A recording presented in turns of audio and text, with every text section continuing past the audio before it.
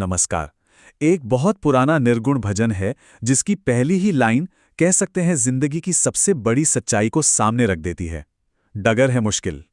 ये सिर्फ एक गीत नहीं है, बल्कि ये तो एक पूरा फलसफा है, एक गाइड की तरह, जो हमें बताता है कि इस मुश्किल सफर को आखिर तय करना कैसे है। तो चलिए आज इसके गहरे मतलब में उतरते हैं। भजन की शुरुआत ही इस एक लाइन से होती है और जरा सोचिए ये कितनी बड़ी सच्चाई है ना। जीवन का रास्ता वाकई में आसान तो बिल्कुल नहीं है। ये एक मुश्किल और कठिन सफर है, एक ऐसी हकीकत जिससे हम सब कहीं ना कहीं किसी ना किसी मोड़ पर जरूर रूबरू होते हैं।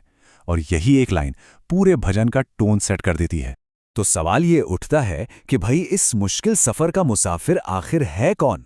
इसका जवाब देखिए, कहीं बाहर नहीं है, हम सबके अंदर ही हैं। वो मुसाफिर और कोई नहीं बल्कि हम ही हैं। हर वो इंसान जो ये जिंदगी जी रहा है, वो इस मुश्किल रास्ते पर चल रहा है। और यहीं पर भजन एक बहुत ही गहरी बात की तरफ इशारा करता है। दिक्कत सिर्फ ये नहीं है कि सफ़र मुश्किल है, असली समस्या तो ये है कि मुसाफिर यानी हम सब जागे हुए ही नहीं हैं। ऐसा लगता है मानो हम जिंदगी के इस सफ़र में नींद में ही चले जा रहे हैं, कोई होश ही नहीं, कोई जागरूकता ही नहीं। और देखिए, भजन ना इस नींद का अंजाम क्या होगा, इसको लेकर कोई लाग लपेट नहीं करता। वो साफ साफ कहता है, जो सोएगा बस वही खोएगा।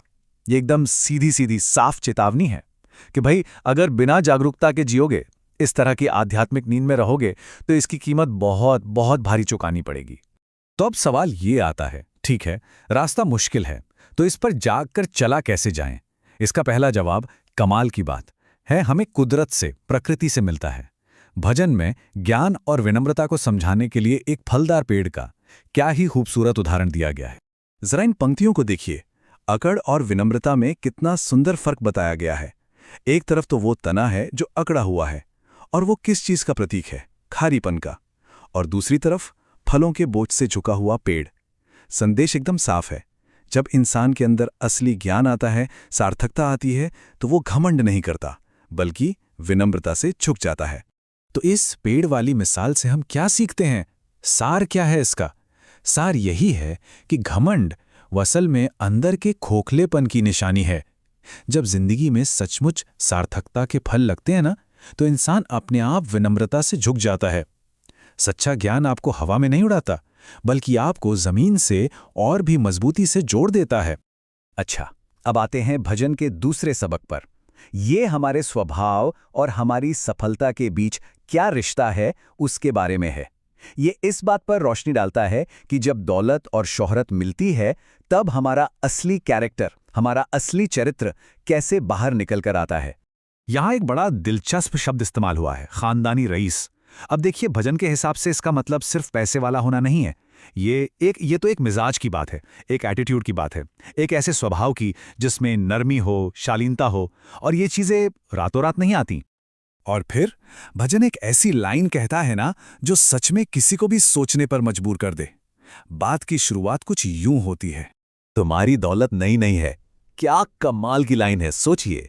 भजन ने हमारे बात करने के तरीके को, हमारे लहजे को सीधा सीधा हमारी सफलता कितनी पक्की हुई है उससे जोड़ दिया। मतलब अगर आवाज में घमंड है, अकड़ है, तो ये इस बात की निशानी है कि सफलता अभी नई नहीं है, अभी कच्ची है, पकी नहीं है।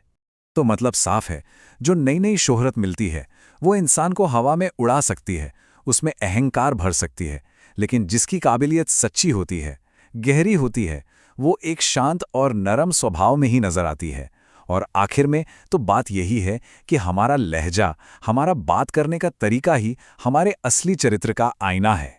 तो अगर हम इन दोनों सबकों को एक साथ रखें, एक तरफ पेड़ की विनम्रता और दूसरी तरफ लहजे की शालीनता, तो भजन का पूरा सार, उसका निचोड़ सामने आ जाता है।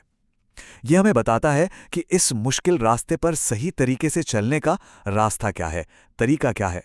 तो देखिए, ये भजन हमें एक जागृत सफर का रास्ता दिखा रहा है, जिसके कह सकते हैं कि 3 स्टेप्स हैं, 3 पड़ाव हैं। पहला, अपनी नींद से जागना, जागरूक होना। दूसरा, उस फलदार पेड़ की तरह विनम्रता को अपना लेना।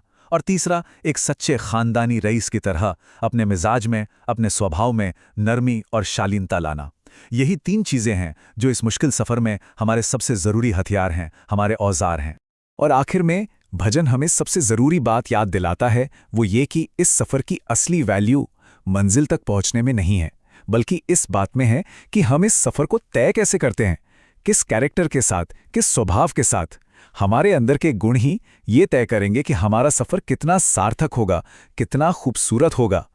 और अब ये भजन हम सब के लिए एक सवाल छोड़कर जाता है, एक ऐसा सवाल जिस पर सोचना बहुत ज़रूरी है कि जब हम अपने अपने जीवन के सफ़र में झांक कर देखते हैं तो क्या दिखता है? इस सफ़र में अकड़ ज़्यादा है या विनम्रता?